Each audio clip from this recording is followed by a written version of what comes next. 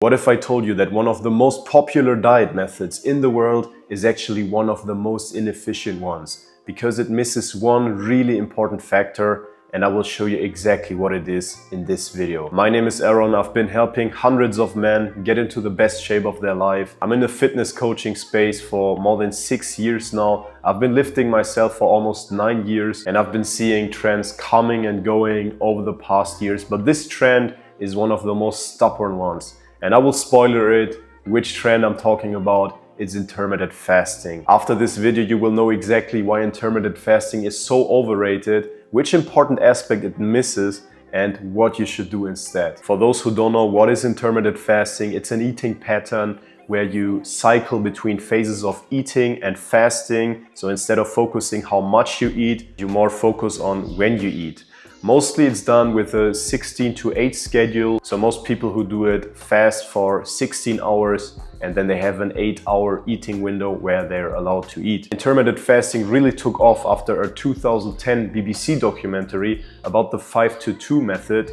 Since then it's been pushed as the easy way to lose fat, and it's just super popular. But the point is this: only because it's popular doesn't mean it's perfect. And if you actually look at it closely, there are a few key issues that most people completely overlook, and one of them ties directly into muscle, which is the part most people get wrong when they're trying to lose fat. So let's go through it properly. I have 4 key issues with intermittent fasting, and let's start with the first big one, and it's not better for fat loss. Most people think intermittent fasting has some kind of special fat loss effect, but it hasn't.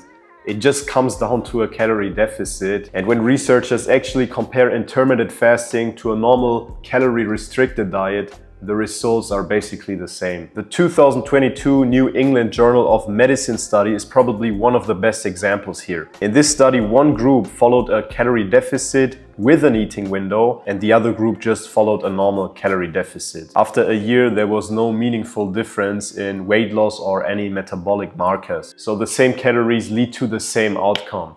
And the main selling point of intermittent fasting already falls apart with this, because the fasting itself has no special metabolic effect like so many people think. Point 2 is it makes protein distribution worse. And if you want to lose weight, you can make a lot of things wrong, but still get to the goal of losing weight. However, if your goal is to look better, then protein distribution is a super important point. And not just how much proteins you eat, but how you split it throughout the day. There's another well-known study by Areta and colleagues where they looked how protein intake after training affects muscle protein synthesis. What they found was that spreading proteins across multiple feedings on a day led to a better overall outcome and response than just having a few big meals. And when you translate that into practice, it usually means having several protein-rich meals on a day leads to a better outcome than just cramming everything into 1 or 2. Now think about what intermittent fasting does. It compresses your overall intake into a smaller window, which makes it more likely for you to end up with fewer meaningful protein feedings. So it's absolutely not ideal if you care about your physique.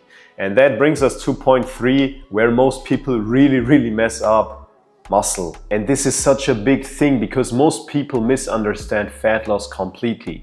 They think fat loss is weight loss, but fat loss is actually how your body looks after it, and that depends heavily on muscle. If you lose a bunch of weight, but also lose, like most people do, a lot of muscle, you have a big problem. You will look flatter and your weight will be way harder to maintain. Now, where the science is clear is that protein intake compared with resistance training is one of the most powerful tools to recomp your body. A large meta-analysis from Morton showed that protein intake together with strength training leads to significantly better increase in muscles and in strength. And studies like the ones from Mettler show that when you're in a calorie deficit, higher protein intake helps you reduce muscle loss. Muscles boost your metabolism. You can actually eat more and maintain your body weight. You will look better, you keep your performance, and you're not just becoming a smaller version of yourself. And this is where intermittent fasting just works against you. It makes it harder to hit your protein intake, it makes it harder to distribute it well, and it makes it harder to support training. And with training, I don't mean every day going to the gym like crazy. 2 times of strength training per week is totally enough to have great results. Point 4 is the simplest one. It's just harder to sustain in your everyday life. Intermittent fasting sounds easy until life doesn't match the plan. Work gets busy, you travel, you're in holiday, dinner gets later, you get hungry earlier, all these things. And suddenly your perfect eating window becomes super annoying and bothers your lifestyle. Meanwhile, a simple structure that focuses on what you eat instead of when you eat fits better in your lifestyle. And this is where my alternative comes in. So instead of building everything around an eating window, I would build it around something much simpler and more effective. And because everything needs a name and a label nowadays, I call this the 4P method. Okay, what does that mean? 4 protein feedings a day. Instead of worrying how long you cannot eat and fast, you structure your day so that you can get in 4 solid protein feedings per day, with gaps between 3 and 6 hours in between. And protein feeding doesn't need to be complicated. It just means whenever you eat, there's a real protein source in there.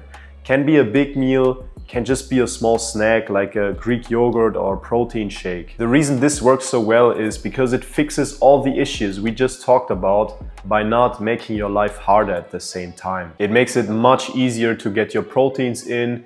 It gives you multiple opportunities to support muscles throughout the day. It keeps you fuller because proteins have a saturating effect, and it fits into your real life way better than putting everything in a small eating window. And to show you how simple it can be, this is what a full day of eating could look like, just as an example. In the morning, you might have something like Greek yogurt with fruits.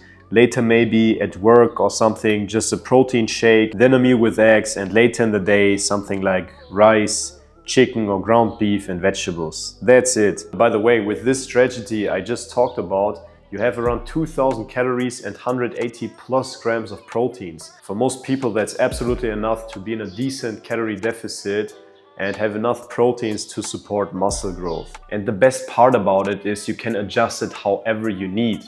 If you have a super busy day, you can just have 2 or 3 small protein feedings and 1 big one in the evening. You could just have 2 protein shakes, a Greek yogurt meal with berries and fruits, and then you have more space left for something bigger. If you're traveling, same thing. If you don't feel like cooking, you don't have to. It's very adaptable. And if you combine this with a bit of strength training, just 2 times a week, you don't need to live in the gym, it becomes very effective. We've already helped a lot of men worldwide lose fat and build muscles with this exact method. And of course, the difference in our coaching is that we just don't give you a rough idea. We build that exactly around your life. That means we structure your nutrition exactly in a way that it fits into your day, into your lifestyle and your preferences. We implement foods that you actually enjoy, that are easy accessible for you. On top of that, we analyze your body and build an individual training structure that fits to your strong and weak points, helps you build muscles and boost your metabolism. Plus, you will have personal contact with Rafael and me. And if you're in our team, there are no excuses. If you want to take that step, check the first link in the description and apply for coaching. I will look over every application personally and I will get back to you so we have a personal conversation and see if it's a match. Otherwise, if you like the video, then support me by pressing the like button, subscribe to the channel or leave a comment. See you at the next video and stay disciplined.